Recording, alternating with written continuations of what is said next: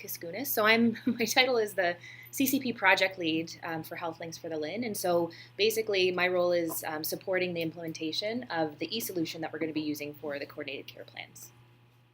And I'm here to present today on exactly that.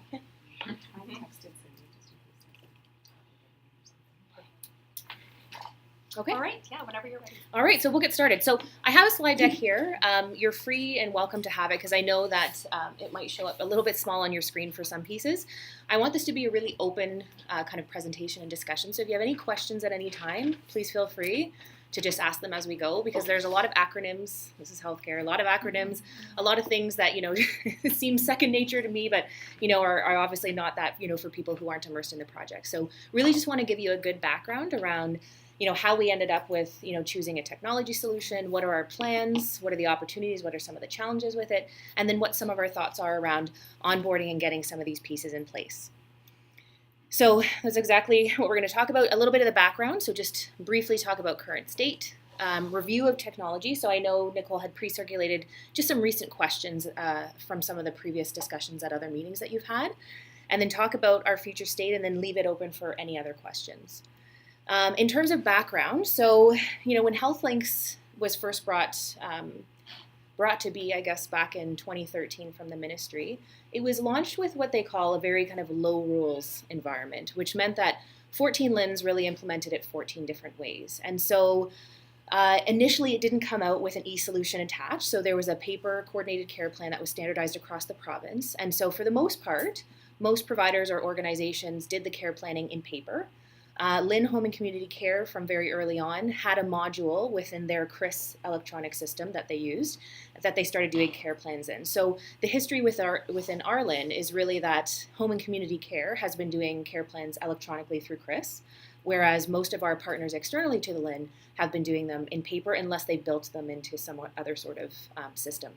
Now, the ministry over the years, as HealthLinks has started to progress, acknowledged that, for getting providers and organizations from diverse backgrounds and diverse sectors to work together, we need a shared platform. It's not, realistic to be faxing papers back and forth. There's a lot of challenges with that. So they wanted to trial an e-solution back in 2016, and they launched something called the Care Coordination Tool. It was a standalone solution. It wasn't, I think it was useful, but it wasn't integrated with a lot of other things. So they trialed them in pockets across the province. And in 2017, they said, okay, we've done a little bit of a trial. We know that, LHINs have been doing kind of their own thing, but we need everyone to come together and standardize. So they put out a mandate to say that every LHIN has to choose one existing e-solution and migrate to that. So the caveat was an existing e-solution that's being used. So we only had that care coordination tool, the CCT pilot, and we had CRIS. That's all we had to choose from. So the LHIN undertook a review and did kind of a pro-con list, very thorough analysis of the two systems, and CRIS nudged it out because, again, CRIS as a system that was used for home and community is standardized across the province, so we know all 14 LHINs are using this. It's already embedded within operations. We have some control locally over parts of it. The rest is provincial. We knew at the time, kind of talking to some of our partners, 12 of the other LHINs were also looking at CRIS. And so that's what we ended up choosing. So we chose it also with an asterisk to say that, again, CRIS as a solution did coordinated care plans, but it wasn't built for that. So we knew that there would be some things we'd have to smooth out. So one thing I will say is that, we're not actually onboarding people to CRIS for coordinated care planning. We're onboarding to something called Health Partner Gateway. So this is like the sister of CRIS, if you want to say it. So it's a close relative. It's considered a secure online portal. And the reason behind that is, CRIS itself as a system wasn't built with the same permission levels as you would get with a normal, electronic medical record or health record, for example, in a hospital or in a family health team or in another, environment. So if you have access to CRIS, you have access to everything, or you have access to nothing. And so bringing on external partners, they need to bring in permission levels because otherwise people can come in, you can change service levels, medical supplies that are delivered to people's houses, number of hours of care for certain things. So there's a lot of things provincially that have to be worked out before we can provide that sort of access. So Health Partner Gateway is currently being used by external providers for a lot of other reasons. And so we're also going to be bringing in the CCP or the Coordinated Care Plan function to that solution. because it mitigates some of that operational risk until we can sort kind of the bugaboos out of CRIS. And so again, I will say from a technology perspective that it is an out-of-the-box solution. It wasn't built for coordinated care planning, so there are some things over the next little while that we'll have to work through, or there may be some workarounds. But all in all, it's exciting to think that finally we'll have one shared kind of platform and space where everyone can kind of come together to view and edit in real time. So the question we always get is around Clinical Connect, because when you think of health links, really there are three software pieces in play. There's Clinical Connect, there's CRIS, and there's now Health Partner Gateway, or HPG. Clinical Connect, and I think it's on my, no, it's not on my next one. Clinical Connect is a viewing tool. So the caveat to that tool is that you can actually edit and make changes. So it wasn't considered as part of or as an option for coordinated care planning because it's only for viewing. So it pulls lots of information, labs, diagnostics, notes, things from all different sorts of places, and is just meant to streamline viewing access. So you can actually edit things in Clinical Connect. So in terms of our current state, I talked before, so in our specific LHIN, about 63% of care plans were done by home and community care, and this was data from 2017-18. And externally, so it was the remainder done by a variety of external partners. In 2017-18, we had about 14 unique organizations participating in the HealthLinks model of care. And so, when we look at historically and when we've, talked to a lot of our providers and organizations, some of the gaps and challenges with current state have been, again, the lack of the shared IT solution, no centralized repository. So some of the challenges are, how do you even know if a patient has a care plan? There's limited ways or there's delays in being able to find out that information. Difficult to share, obviously, because if we're in paper form, it's that, having to update by paper and then fax it around, no real-time viewing. Privacy concerns, so again, trying to streamline what can be shared, with whom, and how do you share it, and making sure that it complies with all relevant privacy legislation. The model of care itself, and part of these transformation teams in the subregions coming in are to streamline some of those, incorporate feedback from our local leadership to make sure that some of those things are more clearly articulated. So the role of the integrated care lead, participation of non-health information custodian organizations, and again some of the sharing and privacy pieces related. And then finally, data quality concerns, just with manual reporting. So because HealthLinks is a ministry-funded endeavor, there is mandatory reporting that we have to do in terms of volumes and other performance indicators. And when you're dealing with paper and a variety of processes and methods of paper, it becomes very hard to not only report data, sometimes capture data, and then just thinking about duplication, data quality concerns. There's a lot of issues with the manual process. So here I just wanted to give you a quick kind of overview of the three different systems. So we're just looking at CRIS, HPG, and Clinical Connect. So in terms of relationship and integration, CRIS and HPG are those family. So they're the sibling kind of systems. CRIS is the mother system, that's the core, whereas HPG is like the relative. So between them, they send bidirectional information, which means that if you do a care plan in CRIS, in real time, the same information is seen in HPG and vice versa. So it doesn't matter which one you do it in, all those changes and updates can be seen in real time. Clinical Connect, again, is a viewing software. So it pulls a variety of information from a variety of different sources and then presents it in a very kind of nice way for viewing. So one of the pieces is a CCP, so the care plan can be viewed within Clinical Connect. Right now, only if they're done by LHIN Home and Community Care, because again, so CRIS will send that information to Clinical Connect. In future, once we have care plans in HPG, those also get sent over in real time. So the minute that a care plan gets started in HPG or CRIS, you'll be able to see it in real time in Clinical Connect through the Home and Community tab. In terms of owner of the software, so both CRIS and HPG are provincially owned by Health Shared Services Ontario. This is again a ministry-funded organization that's kind of the IT owner of these two systems, as well as a few other things, whereas Clinical Connect is owned and managed by our regional e-health program, which is the HITS team out of Hamilton Health Sciences. In terms of capabilities, so viewing and editing CCPs, so all three systems can view CCPs, only CRIS and HPG can actually edit CCPs. And then finally, who can have access? So right now, CRIS is limited to LHIN Home and Community Care staff, whereas HPG can be any health information custodian organization external to the LHIN. So there is that caveat there. around they have to be a health information custodian. And Clinical Connect, again, a HIC organization that meets the requirements of the regional e-health team. And that would be a kind of a separate process for onboarding. Could I just ask a question? Sure. So through the LIN, one of my care coordinators can easily create the care plan in Chris. It's uploaded to, well, it's shared with HPG. However, can an external partner create a care plan within HPG? So initiate and or edit as well. So this is always where I start to see the sad faces. So right now, the way that HPG has been designed, because it's that sibling system to Chris is the core system. So right now, the only way that we can open up a care plan, so create that record, is through Chris. So right now we have an extra step of, we need to get the information on how to open a record to the LIN. They have to create that record in Chris, and then there's access to the CCP to open it up and add and edit in HPG. So I will say that this has been recognized across the province as, a workaround that is impacting frontline workflow because it puts more operational pressure on the LIN to have to do that. And it's not as easy for providers in the community to be able to just go into HPG and start putting it in.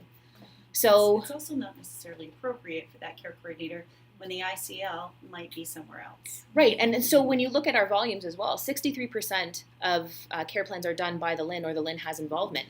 The other percentage, we're not involved at all. So, we're essentially just the holders of this record, but we have nothing to do with the care of that patient. Question. Mm-hmm. Two things. For patients that are health links and have a care coordination plan, for physicians who solely have access to Clinical Connect, how does that get identified? So right now there's one way in Clinical Connect that you can identify the patient has a care plan, and it's a globe icon. So I didn't have a picture. Right on the right corner. Yeah, so it's on the... So if that is actually workable now, because I know a few months ago when I talked about that, they said they haven't worked out. So when you see that globe, you recognize and you can go to the coordinate, the home care plan, whatever, to see that. So I will say right now, because we have a mixture of paper and electronic, the globe indicates that a patient has a care plan. So right now the way the data works is every month, whether you're paper or whether you're the LIN electronic, everyone submits their volumes of new care plans. This gets centralized through decision support at HHS. We have an IDS analyst there that does our data capture and reporting. She will create this list of new patients that have a care plan, and she sends it off to the Clinical Connect team so they can update that globe icon. If you work for home and community care, and we've done a care plan in Chris, that'll be seen in real time, regardless of whether the globe is there or not, because it's a real-time flow. Because it's a manual data collection process right now, and Chloe, who is our analyst, has to do a little bit of work, again, to look through duplicates, resolve data quality issues, because it's all manual capture. By the time it gets to Clinical Connect, there's about a 30-day delay. So just because they have the globe indicates they have a care plan, but not necessarily right now that it can be seen, because it may be paper. So as we transition, more and more will be able to be seen on that home and community tab, because as they get into Chris and HPG, they'll automatically flow there. But in the meantime, the globe just indicates they have a CCP somewhere, but it may or may not be viewed. However, there is a workaround with that, because if it is done, if a CCP is done, it should be faxed to the physician anyways. So you could add it to your own client records if you're pulling things out. If it's faxed. It's faxed. Right. Yes, if it's faxed. The other question I have, actually, I had two, if I don't mind. Sure. Clinical Connect is available for HICS, but that then means that individual family doctors that are not part of a health coordinated system doesn't have access to Clinical Connect.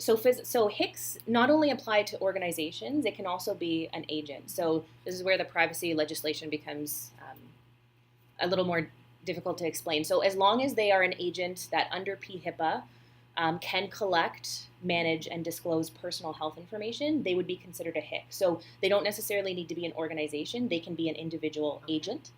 But they would qualify. Right? Yeah, so solo physician, Right. Even if you look at an organization, for example, Salvation Army, but they have a social worker working there, that social worker would be considered a HIC. Okay. But the organization is not. And is there a plan on ensuring that the access to care plans allow physicians to actually add information? Because often in care plans there's a pocket of information in regards to the medical care that may not be known unless the family doctor's involved. Mm-hmm. So what's the plan on making sure that the family doctor can actually add that? To add like the physician-specific pieces or the medically specific pieces. So really from our perspective, and again, I'm not the expert in these pieces. This is where the sub-region teams and where your local leadership within your sub-regions would identify who needs access. So a physician would like to contribute and edit content within the care plan. We just need to know who is that physician, and we will onboard you to the solution to provide you that access. And then in terms of how that actually gets operationalized, so where the notes go or how the notes are inputted, that to me is, part of the local decision in terms of your business process flow. But looking at what's available, Mm-hmm. You can't edit Clinical Connect. No. And family doctors wouldn't have access to Chris.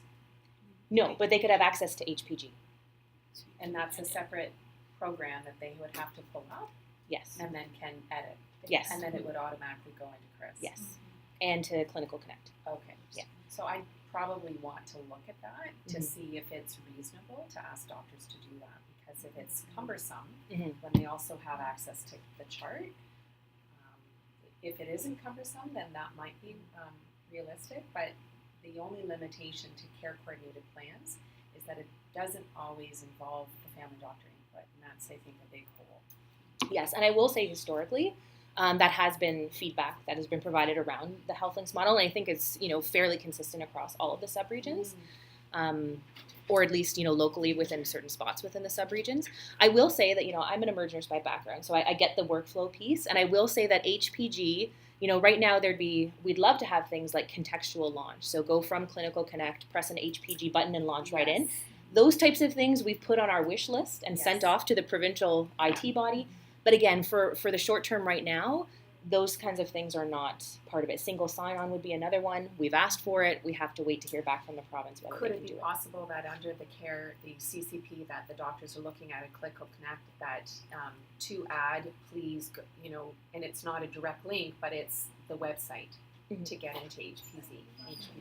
Yeah, we can definitely talk about those things, like through Clinical Connect.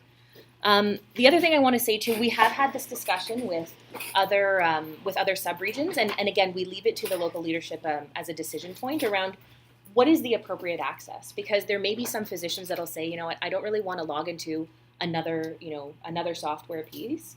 For right now, if I can view the care plan and I can have input with the team that then can be reflected some other way in the CCP. So we're very open to what is the most appropriate access and what works best for the flow of your community. Yeah, to be honest, I think the majority of physicians will say it's fine, I'll take a look at it if it's convenient. The difficulty, I think, is that when you've got a very high needs patient that involves lots of team members and the family doctor's called a lot, it becomes an advantage then to say, okay, so obviously we all need to be coordinated in a more cohesive way, and that may allow that doctor to say, okay, well, you guys need to know this is what's going on, Right. or this is the medical piece, and gives the opportunity. So I think that certainly in regards to the HealthLinks in the sub-region, that was one of the things we talked about, is being able to have that available, and maybe that would be an easy, if it's doable, then it's just a matter of looking at it and then getting that information out. Absolutely. So in terms of a future state process, I kept it very bare bones, just at a very high level. This is what the future state process is for HealthLinks for CCPs and HPG. So a patient is identified for a care plan in whatever way they're identified, from whatever sector, from whatever provider viewpoint. And so what essentially we need now is access to the CCP and HPG. So there's a registration form, and by registration, we're not registering for HealthLinks or registering for a CCP. We need to create a record. So it's registration really from a record creation perspective, and that happens in CRIS. So we need not only a registration form, which is demographics and some basic information around who will be the integrated care lead, and a consent form needs to be completed. The consent form is specific to sharing personal health information within the CCP. Because we're now using this in a technology solution, we have to provide access to organizations to view that care plan. So this is why we need the consent form and the organizations participating listed there, or individual providers. Every add-on, every additional organization that comes in along the way, we need a new form for that. Yes. So this is a registration/update form. So you can just fill in, patient demographics, what patient you're talking about, and just add permission, this organization. So we've tried to streamline. We've also taken a scan of 9 other LHINs, and 4 are very similar to what we see our future state business process being. And so the form that we've created, again, has been based off of their work, and also some of them have started their pilots already, so we're learning from some of what they're doing. So trying to standardize and create some consistency wherever possible, and also to minimize kind of workload and workaround for both frontline and for the LHIN kind of on both sides. So this is another piece where I've said, this is not ideal in terms of a process. Right now, the technology is what it is. We have to work with it the way it is, and it doesn't just impact us. This is province-wide. We have provided, just as a side note, as a LHIN, all LHINs have provided a wish list. So we've prioritized some of the enhancements for this software, and we've submitted to the Ministry and to Health Shared Services Ontario. So we're hoping that some of our big items, so creating a record in HPG as an example, was our number one, or one of our number ones. We're hoping to hear about some progress on when we might be able to see some of those enhancements coming. So just in the background, know that we recognize it, we want them. It'll take a little bit of time to kind of get there. So that process, so fill out the form, fill out the consent, fax it into the LHIN, and we have all those drafted and ready. And then the LHIN will open the record in CRIS. We have a little bit of coding because, again, now all the performance metrics that we were doing manually are now captured electronically. So that's one of the good things when we think about this. There's no more manual reporting. And we provide access to the CCP and HPG. And then the provider is notified, so whoever submitted the form is notified that the CCP access is available, and you can go ahead and start the care plan. So again, from a workflow perspective, there might be things to consider around when do you actually send in the form? Do you send it in, when you first meet with the patient and sign the consent? Do you wait and start the care plan a little bit or get some points down and then send it in? Do you wait for the care conference? Those are all local decisions in terms of how it best fits within your business practices. But these are kind of the requirements to get the record open and get you access. And the rest is for you and your teams to manage. In terms of onboarding, so onboarding for HPG has 3 components to it. So the first component is privacy onboarding. So this, we say, takes 6 weeks. We've seen some organizations take as little as 2 weeks. It really depends on, have you done this process before for other software that you've used? Because that usually makes it a little bit easier, and how nimble is your team in being able to get this done.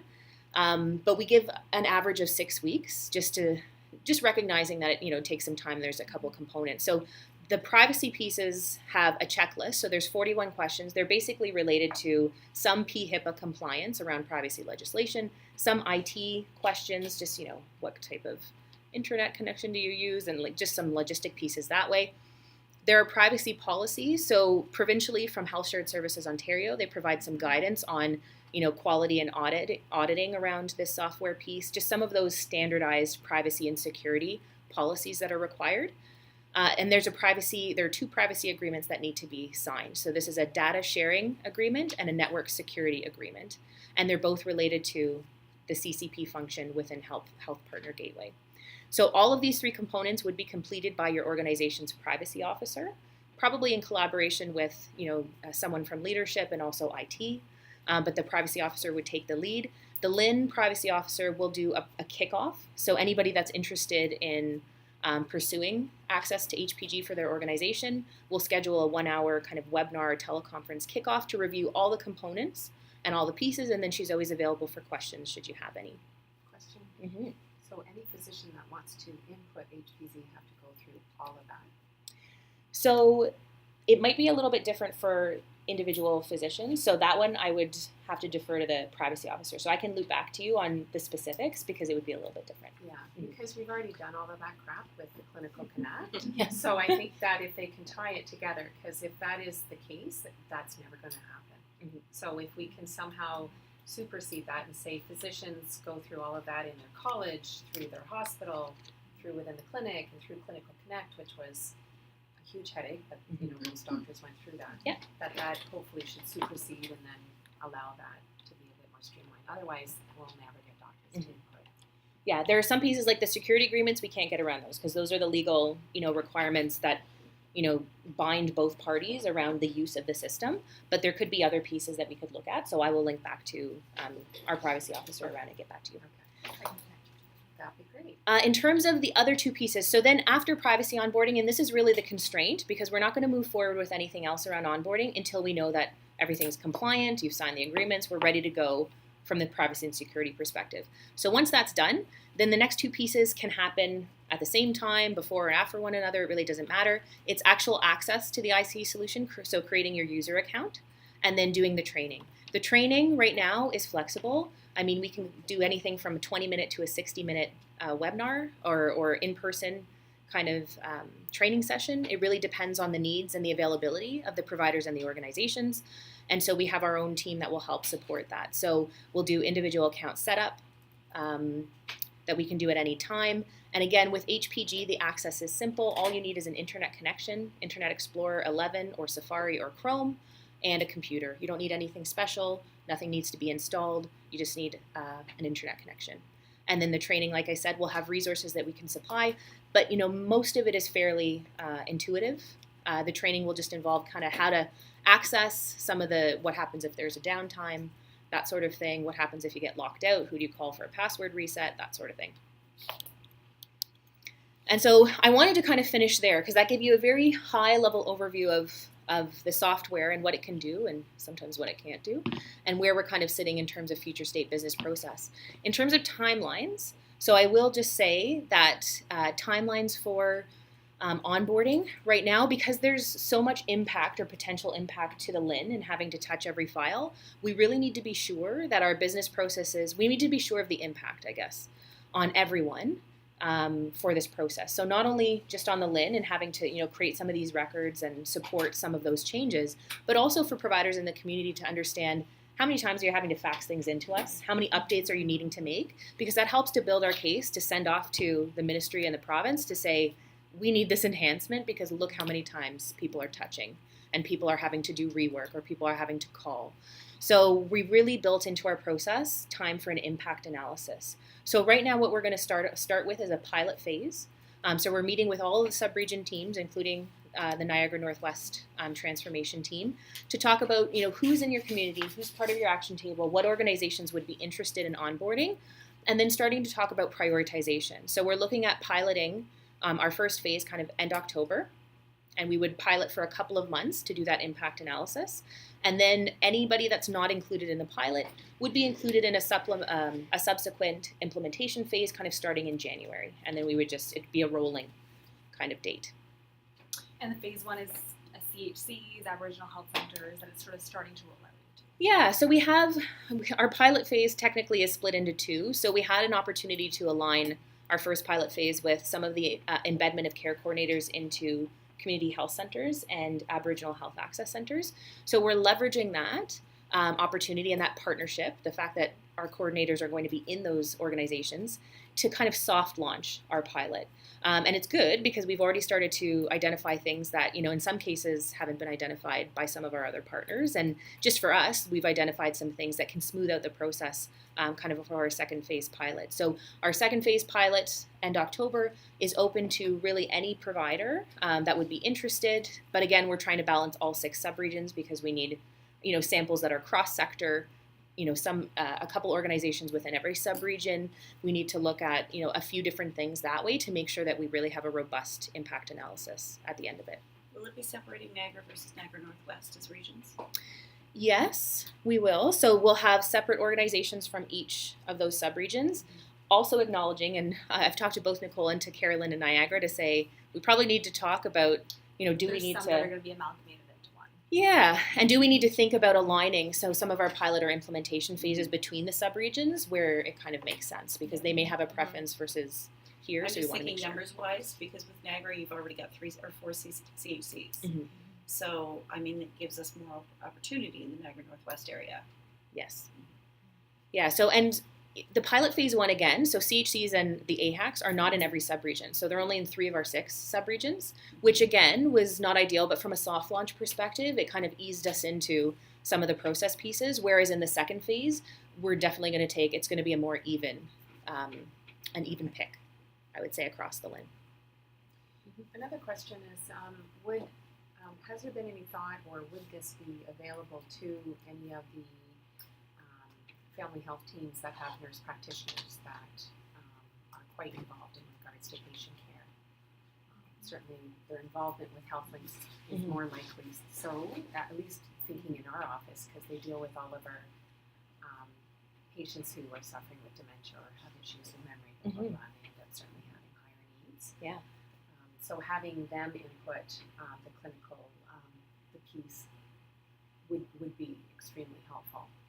Absolutely. And so from my perspective, we're just the flow through of we're going to try and operationalize this for you, but you are really the table. Okay. You are the people that decide who should have access, right. And you just tell us and we say, okay, and we start the process of implementing. Okay. So if you feel that's appropriate, that'll be part of our engagement to figure out, who's on that list and where should they be operating. Would a site act as one, for example, a CHC or a family and health team, or is it all the folks inside of that site that count as well? So it's a combination of both. You're starting to ask very complicated questions. I'm sorry. Because again, Chris and HPG are nuanced too in how you add people and how you group them in terms of access. So I will say yes. So when we're having these engagements with the subregions, there's a combination discussion around, okay, what are the organizations? How many organizations are we talking about? And then within each organization, who are we talking about? Because if we look at a hospital, not everybody's getting access. It's not appropriate, right? Emerge will identify they probably don't need access. But if there's a navigator or a care coordinator or a discharge planner in Emerge, they probably need access. So we're going to start having some of those discussions during these sub-region engagements. Individual as a custodian for onboarding? No, it can be both. So we know that there are healthcare organizations that we know are HICs, hospitals, CHCs, yep. Community mental health organizations, that sort of thing.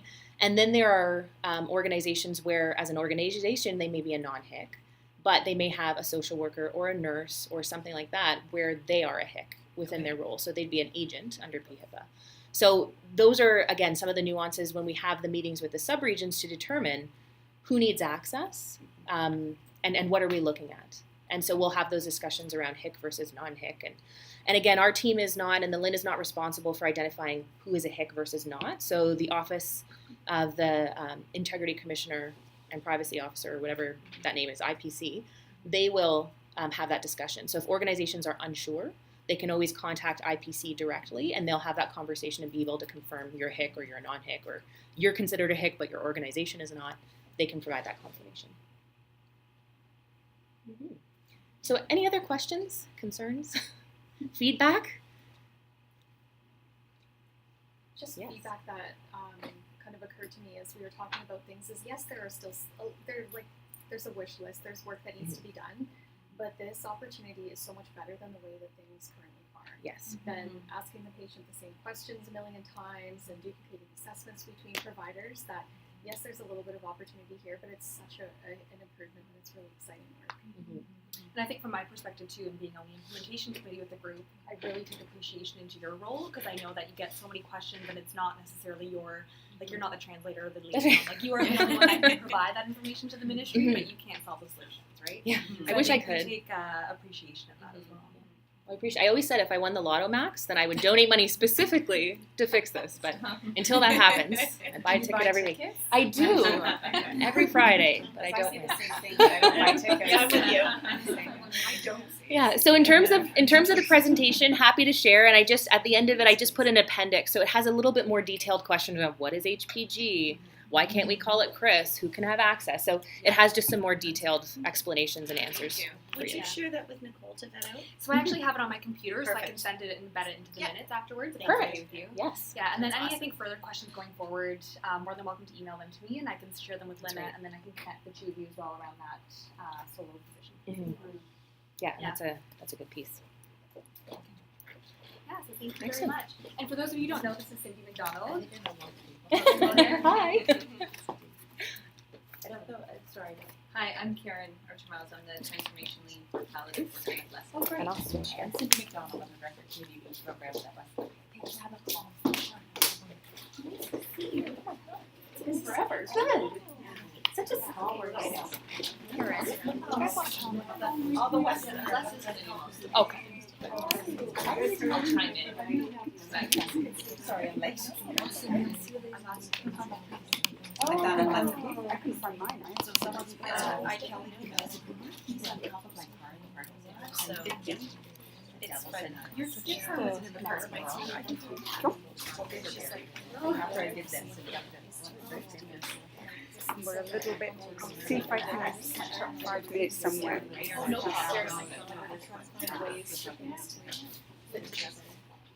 Okay. So from IT to palliative care.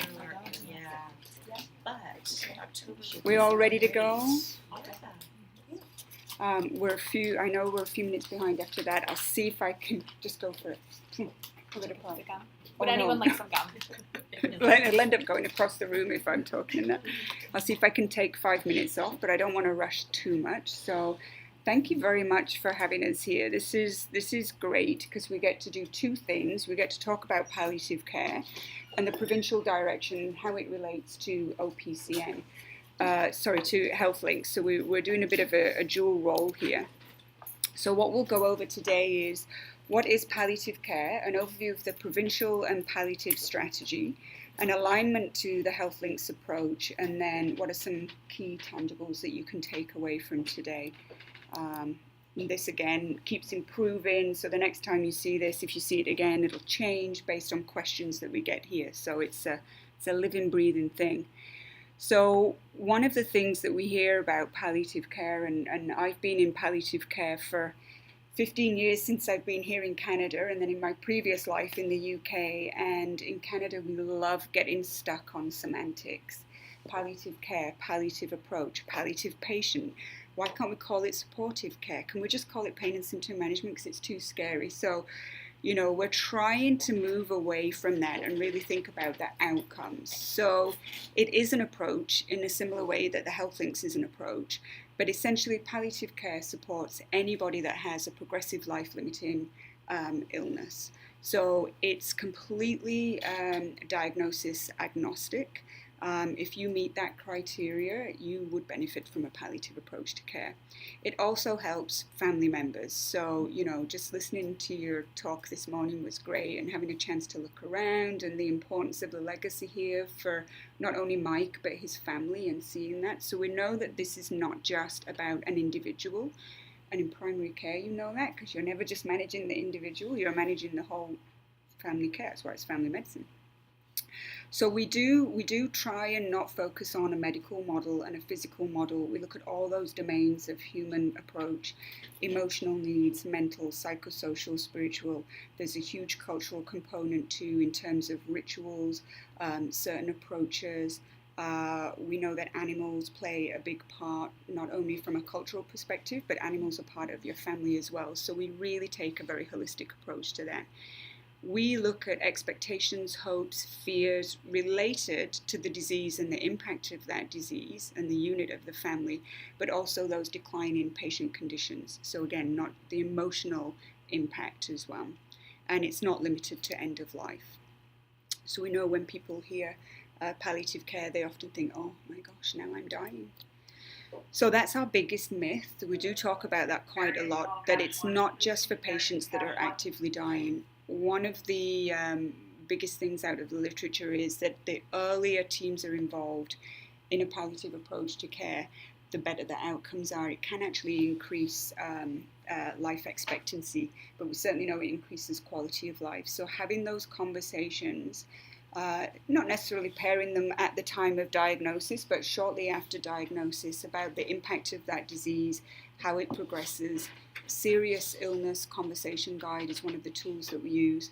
But definitely, where do you think you're going? You're not diminishing hope. It's about setting realistic expectations and helping people journey along. So early identification is one of our really key priorities. Would I be surprised if this patient were to die in the next 12 months? That's really the gold standard framework that came out of the UK. I like to drop those little things in for the, keep up the British. At least I admit it though, so it's not too much of a conflict. But we certainly know that question really helps you screen patients out that would benefit from this. And we don't want people to have unnecessary emergency visits.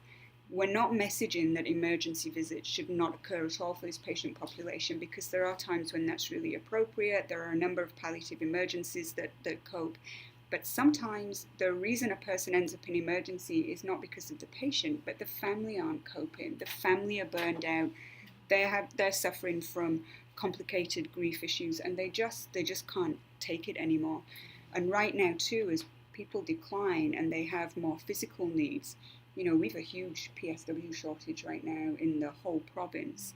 And when people have to start doing personal care, and particularly related to elimination needs, that's a challenge, and that can often be, I can't do this anymore, 911. So I'm looking at the occupational therapists in the room that play a big role in that. So the other myth too is treatment stops when palliative care starts, and I'm sure you've heard this 1,000 times, but the amount of patients we've seen that say, I was told there's nothing more that can be done, go home and get your affairs in order. And sadly, that is a message that is still received by patients today. And that's because the approach to care by some of our, partners in care is for that cure. And so from their perspective, there is no more treatment that they can offer, but it doesn't mean that there isn't any more treatment. So the treatment focus changes, the intent of treatment changes. So we like to dispel this myth to say, well, the approach and the goals of care have changed, but treatment continues. We're actually fairly aggressive with pain and symptom management treatment, whether that's from a psychosocial, spiritual bereavement perspective or whether it's from physical. So treatment continues, goals of care change, wishes change. These fluctuate as disease progresses. A good example we often use is people say when they're functioning really well, they're up mobile, is, I don't ever want a urinary catheter. By the time somebody's progressed throughout that disease trajectory, they don't want to be getting up and in and out of bed and risking falls for a commode. And sometimes a catheter is appropriate. And sometimes they've got skin breakdown and they're soiling and there's risk of infection, and the family members say, no, we promised we'd never ever put a catheter in. Well, that was several months ago and things were different. So these are the conversations that we have to sort of anticipate and not wait till that crisis intervention. Because what we consider a crisis as health providers is not what family members consider a crisis too. So it's definitely on a different scale. So raising the topic about palliative end-of-life care. So how many people here have discussed their end-of-life wishes with their family members? Oh, that is the best result I've ever had in a group. They're still not 100% on calls. But that's really unusual, actually. Most people haven't. I'm not going to say anything about age or the work we do. But you ask most people at home, if you go now and ask your non-healthcare friends and families if they have this discussion, they'd be just horrified you're even raising it. The fact that I like to talk about death and dying quite a lot with my friends and family, they're like, why are you talking about this all the time? Well, you should be talking about this.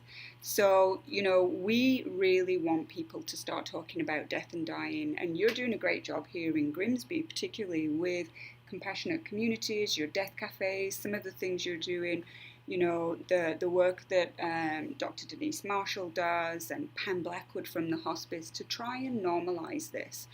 Unfortunately, even Walt Disney didn't escape death, right? So it's coming to all of us. But we want to have more of a therapeutic focus on having these conversations. You've been diagnosed with a serious illness. This illness is going to progress. Can we start to have conversations about what you would want, what you think that's going to look like, what are some of your wishes as we start to have that journey? So the Serious Illness Conversation Guide is something that we're really starting to push provincially, a little bit more than advanced care planning, because people aren't always ready to go right to, this is what I want at the time I'm dying, whereas Serious Illness Conversation Guide starts it a little bit earlier. Is that a website? I'll send you the links. There's two tools. So there's a tool for family members to talk to patients, and there's a tool for providers to talk to patients too. Excellent. And they're embedded in this presentation. Yeah. Excellent. So I'll distribute that. Yeah. Yeah. You just the hyperlink to the visual. Yeah.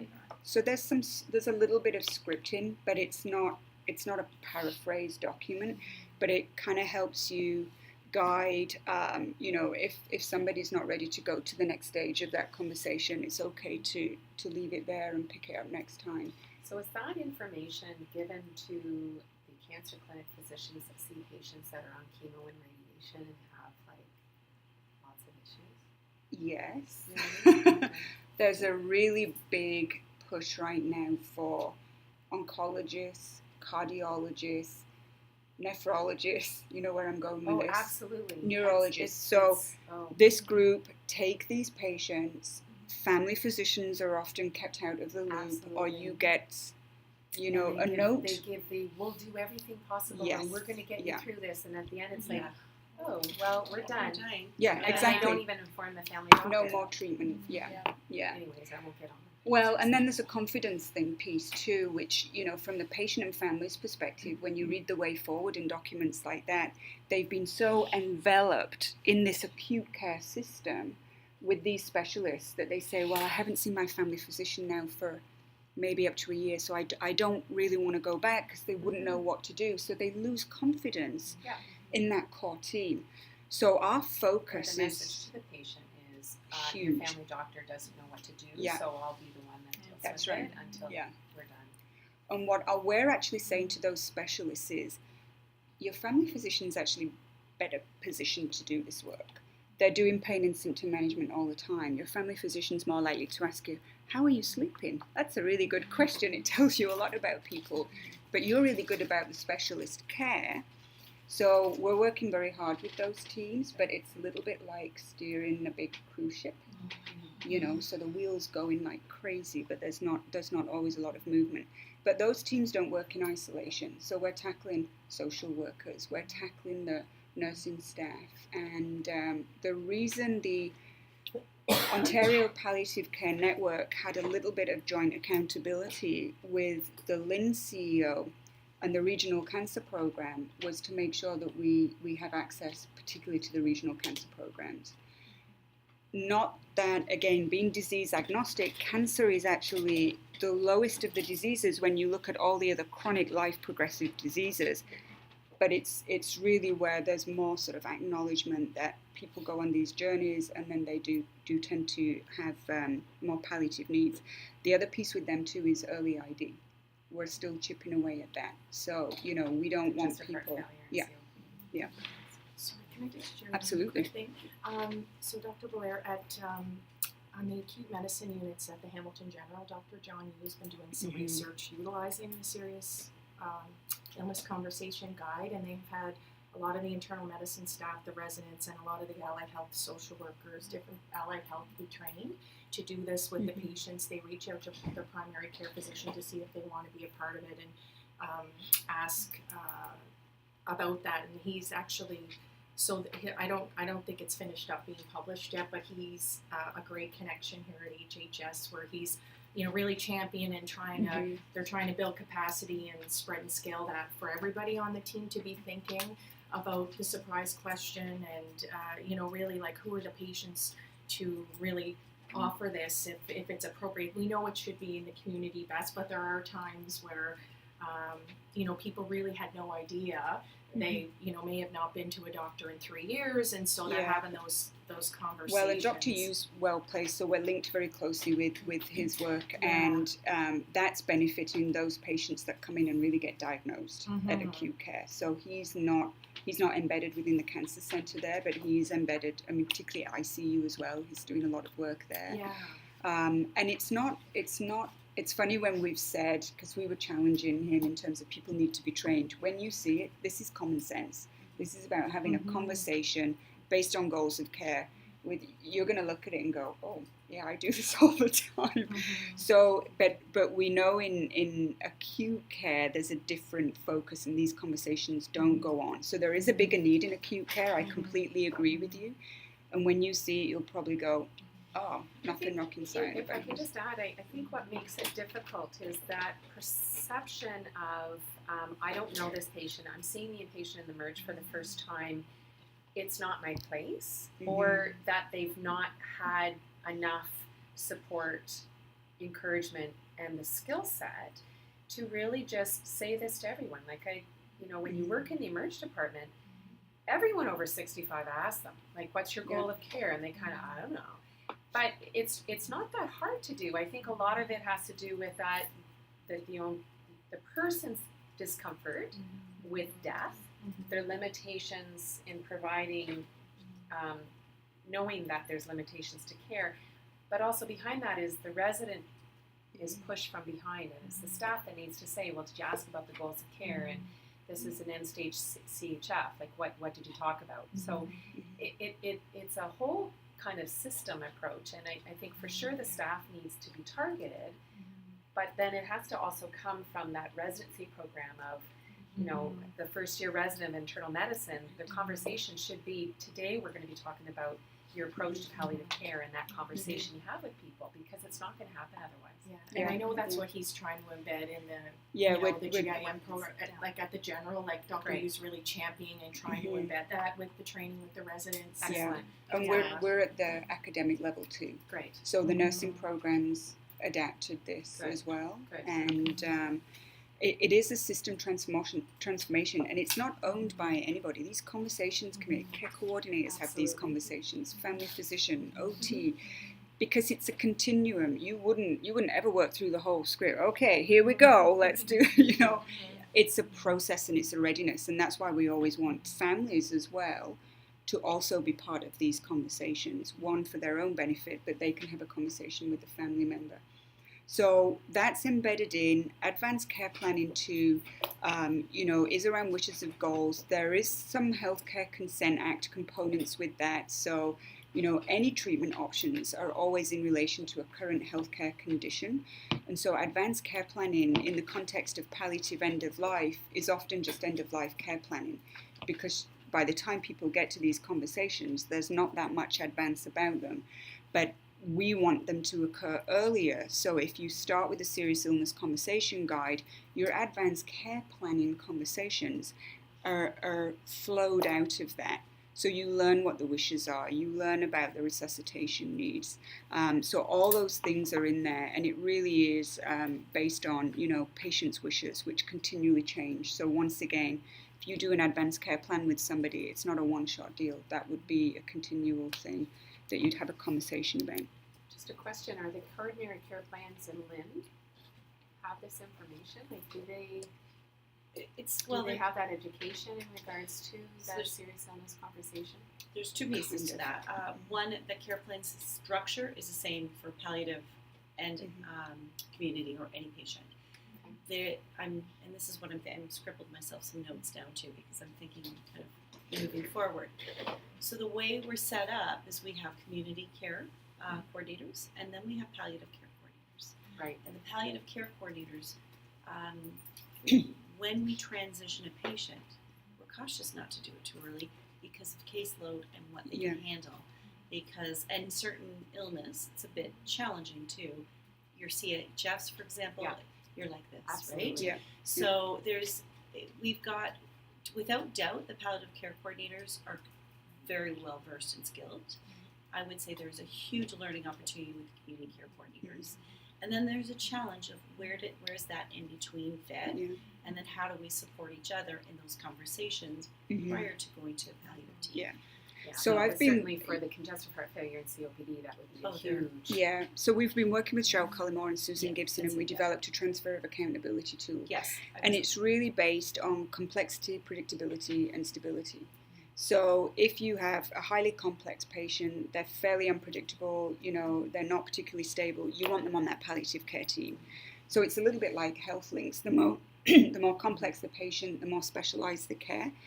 For the patients that are early in their disease trajectory, they're fairly predictable. Yes, there's a little bit of instability, but it's still predictable instability, if that makes sense. They're fine on the community caseload. So it's really finding, it's also a little bit like, as a family physician, when would you access that specialized team? You manage, big portion of the patients that benefit from this approach. But when it becomes more complex, when it becomes more unpredictable and unstable, that's when you may call, the specialist team. But what I was saying is starting that conversation when they're starting to utilize, when you've got congestive heart failure and COPD, that just needs a bit of added support or homo too. Absolutely. But they're not palliative. But you don't know if they're going to be dead in a year because they It's so get unpredictable. flu and then Exactly. die. So Yeah. the conversation of the serious illness really needs, because unfortunately some family doctors may not see the forest from the trees. That's one of the most difficult things, is when you're looking after the patient for 25 years and you're walking them through, Yeah. it's difficult sometimes to step back and go, oh, yeah, you know, that person may not be here. But that care coordinator plan that's just getting to know them may have a different and better perspective. And I think that the skill of triggering that serious illness conversation is an important piece that should start at the Yeah. beginning. And that's a good point, because you said, you know, when we don't think of the patient as palliative, and that's why we're saying try not to think about, is a patient palliative, are they not palliative? Just think, would they benefit from this approach? Are they likely to die in the next 12 months? Right. Are they, Yeah, you know, that's a question. we're saying don't worry if they're palliative or not. Don't get caught up Right. in that, because it actually, you know, it can take you down a path that you don't necessarily want to go. So now I'm going to talk a little bit about the Ontario Palliative Care Network. This is the body that's accountable to the Ministry of Health. This has been in place since 2016, but discussions about a provincial strategy for palliative care really started back in 2014 at sort of the ministry level, provincial level. We've been circling the drain, for want of a better word, for many, many years in the country, with some great pockets of care and some really good local strategies, but we've never had a national nor provincial strategy that everybody has been focused towards. So the network really is a partnership of providers, community stakeholders, funded by the Ministry of Health and Long-Term Care, and in turn they then filter down regionally to the regional palliative care networks. So the Declaration of Partnership is a little bit like, you know, the book of truth that we all work from, and in 2011 it basically said care's fragmented, quality of care is not great, a lot of people are dying in hospital unnecessarily, community care is you know, poorly coordinated, not a reflection on CCAC or now home and community care as it was, but just the varying partners. And too much of palliative care is starting right at the end of life, so the last 3 weeks of life, and that's not helpful. In 2014, the LINS and CCO developed the business plan for the new provincial structure, and then in 2016, the OPCN was launched. Also in 2016 was an update from the Attorney General's office to say, where are we at all these years along from the 2011 declaration, and there really wasn't much movement. And so in 2017, the OPCN action plan was launched. And that action plan guides what we're doing at the regional level in terms of deliverables. So this was the model of palliative care that's in our Canadian Hospice Palliative Care Association, our national association. So as you can see here, you know, you've got the diagnosis starts here, the focus is, am I going to cure? It's usually disease modifying at this point. And what we're really saying is there should be that screener question at this point. Okay, where is this illness going? Are we really going towards cure? And if somebody does get cured and you've still had those serious illness conversations, there's no risk to that. You know, if it's done in a manner, there's no credibility risk. It's, you know, this could go either way and fantastic, it went this way. But however, for those that we know are going to continue to progress, as the curative approach reduces, the increase to that comfort, wishes, goals of care, relieving suffering, supporting the family increases. So we don't want referrals here. We want to be further up. It needs to be a shared care model. And then bereavement, of course, is for the family after death. So the alignment with that model in the context of OPCN and our regional palliative care network work plan, there's been a type of palliative care network in this region for years. It's been hospice palliative care network. There's been all kinds of different things. And we really said, knowing what we knew, where things were going, coordinated access, early ID, capacity planning, some kind of scorecard for measuring where we're at in communication and engagement. You take away palliative care, that can be any patient population that would benefit from this approach. So it wasn't too wild to move with those things. And you can see with the OPCN action plan, they've got these 7, they're called A to G action items, and they really align very well. So enhancing patient and caregiver engagement, So that's having those conversations, goals and wishes, linking them up to community organisations that aren't, provincially funded through the formal Ministry of Health funding, hospice, volunteer services, places like this. There's marginalised population, there's a homeless population, there's a social determinants of population that have palliative care needs too. So having these linkages is really key. Early ID, of course, I must say that at least 1,000 times in every presentation. And models of care, there's very different models of care. It used to be the more urban area you were in, the better access you had to specialists. If you're out in Dunville area, you've got more limited access because it's rural. So what did we do? We linked the palliative care specialists here in this region with Dunville, because geographically you've got Lincoln that kind of butts up to that. You've got Wainfleet on the Niagara side, and then we've still got Haldom and Norfolk supporting too. So even though we work within subregions, we don't get fixed on the subregion boundaries. It's about access for patients. Connecting providers, this is huge. We also do pediatrics too. So, we're very, very poor in this lane in terms of palliative pediatric services. Our one physician, Dr. Dave Lasecki, who has me on speed dial and vice versa, is, very dependent on community partners. And I know he's worked a lot with Niagara Health Services and certainly the hospice here and Dr. Marshall. So, we've a lot to do in adult. We've an even greater amount of work to do for pediatrics. Provider competencies. Coming from the UK, where there were English nursing boards to practice in palliative care, and I came over here and you can go to a conference and call yourself a palliative care nurse. And I'm like, what? Fingers on the chalkboard. There's been no standard of care for competency. What does it mean to be a palliative care nurse, to be an OT working in this, to be a social worker? So it usually draws people that like this kind of work, and then they develop competencies working with each other, physicians, different partners go into conferences. So the All-Ireland Competency Framework, which is pretty much the gold standard for Europe, was adopted in Nova Scotia and is being adopted right now in Ontario, and we're due to launch that probably by the fall. It's just with the regulatory bodies right now. And so if you're providing a generalist approach to palliative care, there's some basic competencies that you will need to be able to do this well. If you're delivering an expert approach, there's additional competencies that you need. So it's not saying everybody has to do everything. There's enough work for everybody, but at least if I'm just touching them individually as a general OT in a general practice setting, I need at least to be able to communicate about this serious illness. I need to be able to identify pain, so on and so forth. So our priorities in this region are early ID, early ID, early ID. I'm sure when you're going home, you'll be like, what's that early ID? Building capacity. So, in our role too, we link people up for mentoring. We go out, we can do specific education. I've got some education coming up, so community care coordinators are on my target list. We did a lot of LEAP last year with that group as well. But again, education's transactional. The mentorship piece, that phone a friend, I have a question.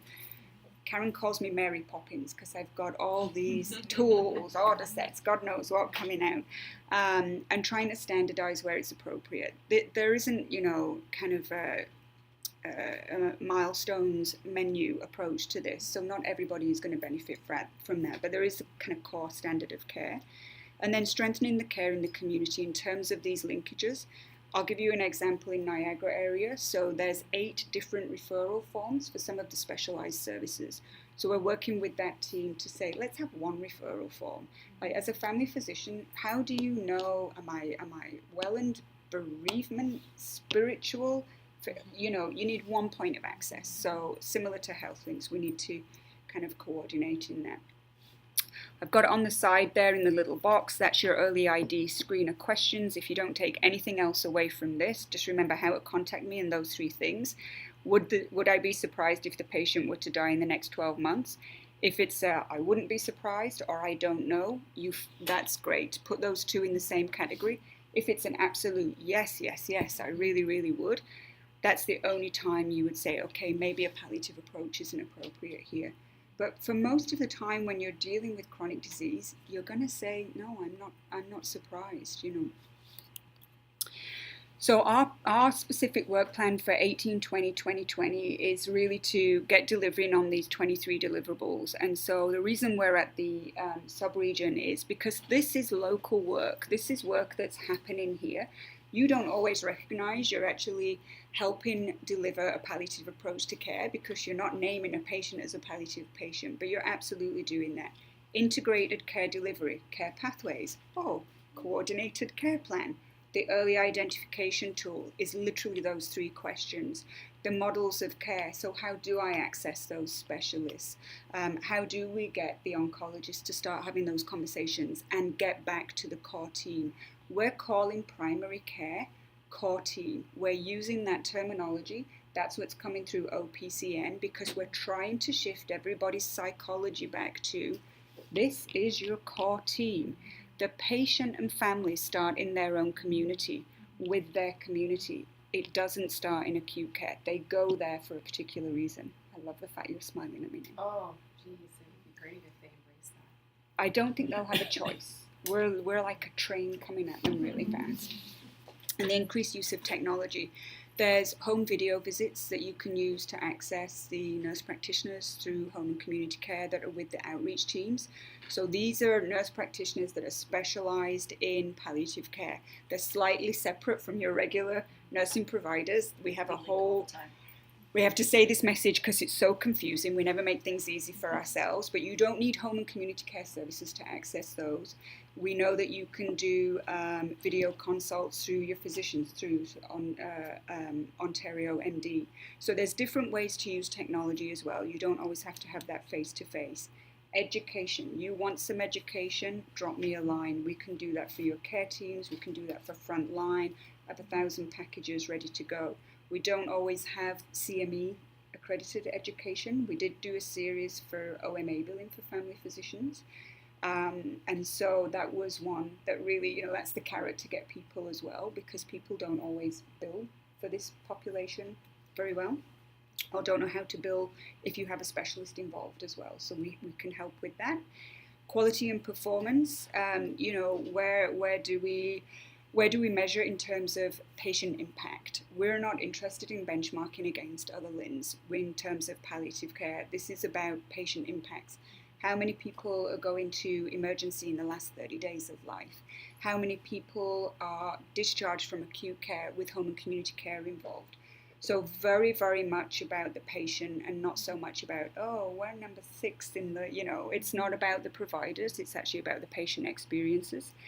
And then engagement planning and capacity. So how do we support you? How do we help manage gaps in care? How do we deal with some of those rural challenges, cultural-based competency? So there are things that we can support in terms of that too, but there's also advocacy that we can do if funding comes down and we say, there's a huge gap here. So we knew that there was a huge gap in Haldeman, and we knew that there was a big gap for psychosocial spiritual bereavement in Central St. Catharines. So funding that came from the ministry last year, we were able to make that recommendation, and then the LIN board approved services for that particular area. So we have a new nurse practitioner in Niagara, we have a new nurse practitioner in Haldeman, and we got extra 0.6 for psychosocial spiritual bereavement care in St. Catharines area, which is great. Grimsby, Niagara West is actually really well coordinated. It's like the bubble that doesn't exist anywhere else. If when people say, so how do we make Grimsby work? I'm like, oh my gosh, there's nowhere else on earth like Grimsby. I wish there was. But we do tend to sort of say, this is a well-oiled machine out here. The family physicians are incredible here. That is a huge component to making it work. Denise Marshall's tenacity to empower family physicians, work with community providers. So you are a bit of an anomaly here if you want any kind of cheerleading. And we do say this is where everybody really needs to work towards. So if you don't see us hanging around, it's because you're doing really well. We tend to be in the areas where there's more patient need. So in terms of our structure and activity, and I'm probably going on, so just tell me to speed up if I need to get going. So here's our governance structure. The CEO of the LIN and the regional VP of the Regional Cancer Program have collective governance to the OPCN, and they oversee the Regional Palliative Care Network. The network's supported by a director and 2 clinical co-leads, a physician and a non-physician. I have a dual role right now. That's a long story over a coffee rather than here. The OPCN have 3 really kind of key priorities right now: education steering, clinical advisory steering, and they're actually looking at physician funding for palliative care, which is going back and forth, and models of care, because we know that if physicians are not remunerated appropriately, family physicians and specialist physicians will continue to have gaps. And education steering is dealing with the competency, and clinical advisory, we really kind of tell them the real deal that's going on at the local level. So in terms of health links, is anything you've heard so far make it feel like it's completely not related to health links? Or have we been talking about a subpopulation in health links? So, people that have complex needs, they're often seen by 1 or more specialists. You've got a cardiologist involved, you've got an oncologist involved, you've got your family physician, social worker. It's the same patient population. The difference is that question underneath. Would I be surprised if they're going to die in the next 12 months? So the collaborative care plan, the opportunities there are exactly the same. They align perfectly with the quality standards. Karen did this visual. She does all the visuals. I'm just like the speaking mouth. She's the brains behind all this stuff. But the health links approach to care and the palliative approach to care, it completely overlaps. And when you've got the ministry's always puzzled me in the way sometimes it focuses on geography and sometimes it focuses on populations. So you've got an Indigenous focus, you have a mental health focus, but you can have both of those foci also within palliative care. And that's all under a sub-region focus, right? So this is where it tends to get a bit bureaucratic, but really we're always talking about the same people. So local work here in Niagara and Niagara West, you can see just how many fingers we have here. The EMS community paramedicine program, we're working really closely with them right now to get them doing, the palliative care assessments. It's working really well. The hospice visiting volunteer programs out of Grimsby and also out of Niagara do a huge amount of work that's often unrecognised, like thousands of visits a year. Building connections, it's funny when you raise those other specialties, but this is where we've got a big focus. So cardiology at Niagara Health Services have been phenomenal to work with. They've really adopted this. We're still chipping away with nephrology and other areas, and we're heavily involved with the cancer clinic there. So we have Dr. Catherine Conan, who's just started down there, and we actually have somebody on our Regional Palliative Care Network Council from the cancer clinic. Ideas is a triage tool that we're going through the Ideas project right now. That started in Australia. If you want really innovative palliative care, look to the UK and Australia. McNally House do amazing work. We have members on the council there. We do have one of the more established outreach teams, community shared care teams here in Niagara North. And the family health teams as well are really heavily engaged. So we do try and get involved. So, and we're very conscious of, LGBTQ2I+ communities and Indigenous communities as well, off reserve as well as on reserve. And pediatrics. So I keep saying pediatrics is still a piece of this work. Gold standards framework, just in case you didn't get it, would I be surprised? We bang on about this. Here's the serious illness conversation guide. We'll make sure we've got you that in the PDF format too, so you're not choosing it from this. If you don't know who to connect with, what services are you looking for? On the left column there, you'll see a list of services that are available in your community. Who would you connect with to access those? We put those on the right-hand side. If in doubt at all, just come back to the network. We can always link you locally. How do you increase your palliative care capacity? There's a number of different things. You could go to Health Quality Ontario to download their standards framework. It's really good. We've got physician guides if you want the OHIP billing guide specifically for palliative care. I'll send you that. The LEAP, we're going to be doing LEAP Mini, and I know in Niagara, Dr. Kim Adzich is doing a full LEAP as well for palliative care, so that's available through the Division of Palliative Care at McMaster University. And again, the Regional Palliative Care Network is like your little, we talk about ourselves as a hub and spoke, so if in doubt, we're always available, and I'm usually pretty good at getting back to people. Not so good at organising after work drinks, as you know, you're still waiting for me, but yeah, I know. Thank you very much. Yeah. Any other questions, or does it kind of make sense? Yeah, I think it provided a really nice overview and the link to health links as well, right? It's not just a certain subgroup. That's right, yeah. It's great. Thank you both very much for coming today. Oh, You're more than pleasure. welcome to stay or whatever you'd like to do. Oh, yes, we'll probably.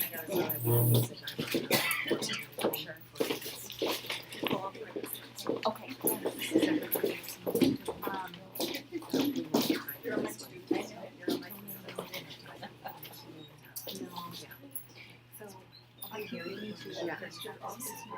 I know. I know times. Well, I know. We're all over the place. But next time you're yeah, or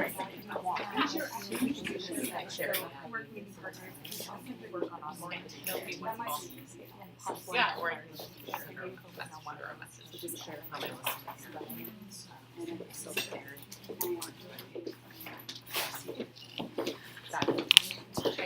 Thank you. So I can send, but if you click on any of that, all the documents It's are all hyperlinked. connected. Yeah. Okay, that's They really all helpful. take you. Thank So, you guys but both if you so have much. problems, yeah, we can do it. Perfect. Okay, thank you.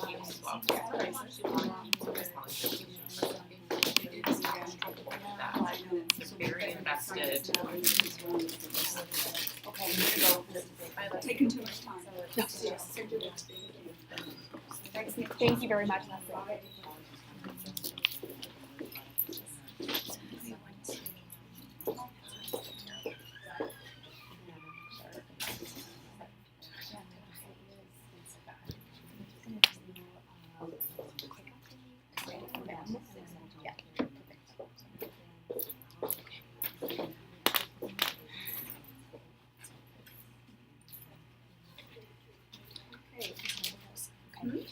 I was just waiting for Tammy to provide the update. I don't know if we want to wait or...